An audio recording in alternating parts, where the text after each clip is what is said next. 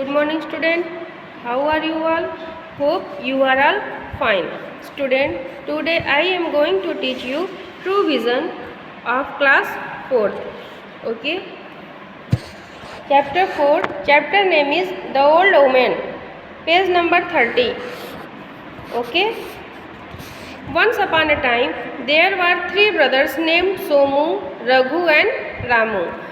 एक समय की बात वहाँ क्या मतलब तीन भाई थे जिसका नाम क्या क्या था।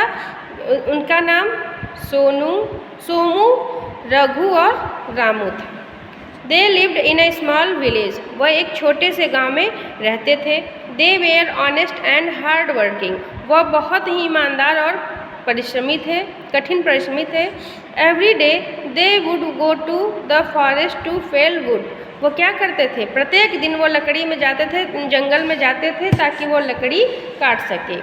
फिर later they would sell it in the market where it would fetch them a decent price. वो उस ताकि वो उसे क्या करे, वो मार्केट में उसे डिसेंट प्राइस पे, अच्छी कीमत पे उसको बेच सके।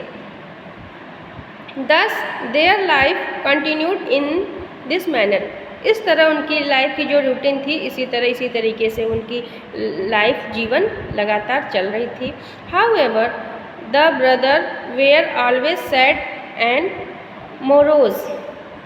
Even though they lived a good life, they were unhappy. मतलब वो सोच रहे थे, हमेशा वो दुखी थे, परेशान थे कि इस तरीके से हम लोग का जो जीवन चल रहा है वो कब तक चलेगा।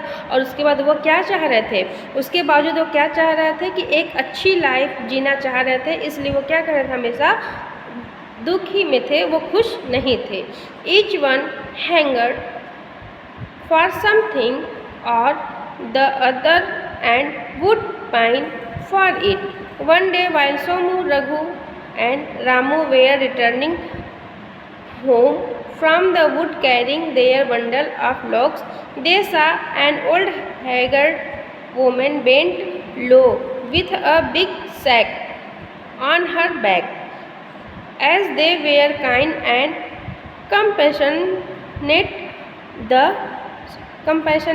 the brother immediately approached the poor woman and offered to carry her sack all the way to her home. वो क्या कर रहे थे कि वो जब उसका वो देखते हैं कि एक बूढ़ी औरत जो है वो जिसका कि क्या था, अपने उसके पीठ पे समझ लो वो थकी हुई बिल्कुल थी। और उसके बाद वो क्या कर रहे थे कि जो बंडल था वो अपने ले जा रहे थे। जब वो लकड़ियाँ जब वो लेके जा रहे थे जंगल से, तो वो देखा कि एक जिसकी कमर झुकी हुई है, उसके पीठ झुके हुए हैं, और उसके बाद वो बिग थैला क्या करती अपने पीठ पर लेके जा रही थी। तो उन तीनों भाइयों को क्या उस पर दया आ गई। वो दयालु स्वभाव की थी और उसे इमिडिएटली वो क्या की, उससे ऑफ़र किया कि आप ये जो लिए हैं सामान थैला, वो आप हम लोग को दे दीजिए, आपके घर तक उसको हम पहुंचा देंगे, ले जाएंगे। फिर the old women smiled and express her gratefulness. वो क्या की, स्माइल की और उस अपनी जो भावना है उसे व्यक्त की। She told them that the sack actually content apples. ये जो थैला है इसमें क्या है, इसमें एप्पल्स है, इसमें सेब है। Had collected in the forest. वो क्या की, वो जंगल से जो सेब इकट्ठा की थी वही वो थैले में लेकर जा रही थी।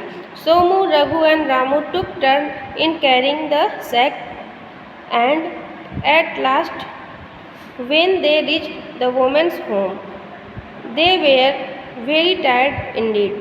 The old woman gave them an apple each and asked them to rest for a while। वो क्या की, मतलब वो उसके घर ले जाके पहुंचा दिए। उसमें से क्या कि वो ओल्ड वोमेन जो बूढ़ी औरत थी उसे सेब दी, उन तीनों को सेब दी और रेस्ट करने के लिए बोली। नाउ नेक्स्ट पेज पे बच्चों, now this old women was no ordinary person. वो जो ओल्ड वोमेन थी, बूढ़ी औरत थी, वो एक साधारण महिला नहीं थी। She had magical power. उसके पास जादुई शक्ति थी।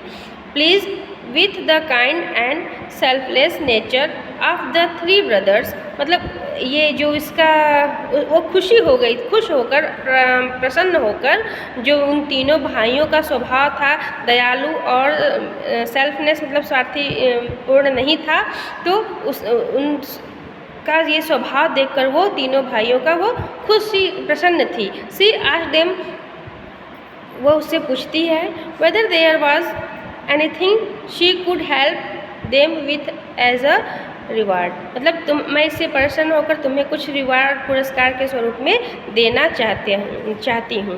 वी आर नॉट हैप्पी, वो पूछती है कि मतलब वो पूछते हैं कि तुम्हें क्या चाहिए, तो उसमें से एक भाई बोलता है वी आर नॉट हैप्पी, हम प्रसन्न नहीं हैं। And that has become our greatest cause of concern replied Somu. और यही हमारी क्या है महानता, ये सब की दुखी का कारण है, वो सोमू जो है वो बोलता है, चिंता का कारण है। फिर the woman asked that what would make them happy, वो पूछती है कि मैं तुम्हारे लिए क्या कर सकती हूँ कि तुम लोग खुश हो जाओ। Each brother spoke of a different thing that would please him.